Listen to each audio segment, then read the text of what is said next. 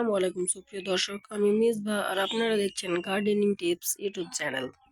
তো বন্ধুরা, আজকের ভিডিওর বিষয়বস্তু হচ্ছে যে চন্দ্রমল্লিকা গাছের পরিচর্যা। কিভাবে পরিচর্যা করলে একটি ছোট্ট গাছে এত কুড়ি এত ফুল ধরানো যাবে। তার জন্য যে গুরুত্বপূর্ণ পরিচর্যা সেটি হচ্ছে কাটিং করা। কাটিং এর ফলে কি হয় সেটা আপনারা আশা করি দেখতেই পাচ্ছেন।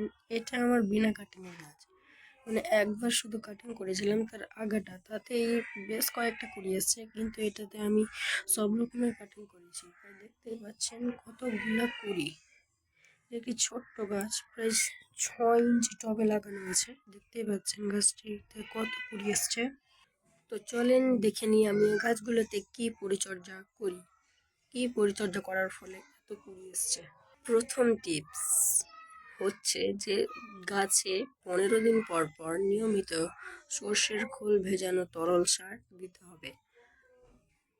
তো সর্ষের খোল ভেজানো তরল সার কিভাবে তৈরি করতে হয় এই নিয়ে যদি আপনারা ভিডিও চান কমেন্টে বলবেন, আমি ভিডিওটি তৈরি করব। তো আমার কাছে প্রায় 2টি চন্দ্রমল্লিকা গাছ আছে। একটিতে অনেক কুড়ি হয়েছে এবং এটিতে একটা, দুটা, তিনটে, চারটা, পাঁচটা, ছটা, সাতটা, 8টা কুড়ি আছে এবং এটাতে অসংখ্য, গুণে শেষ করা যাবে না, প্রায় 150+ কুড়ি। এইদিকে আছে, এইদিকে আছে, আপনি দেখেন পুরো চারিদিকে গাছ ঘিরে কুড়ি। চন্দ্রমল্লিকা গাছ এটি আলাদাভাবে পরিচর্যা করতে হয়। এর মাটি তৈরি করতে হবে 3 ভাগ মাটি, 2 ভাগ গোবর সার ও 1 ভাগ কোকোপিট বা বালি। এই মিশ্রণ নিয়ে একবারে ঝুরঝুরে মাটি হবে। ড্রেনেজ যুক্ত টব নিতে হবে।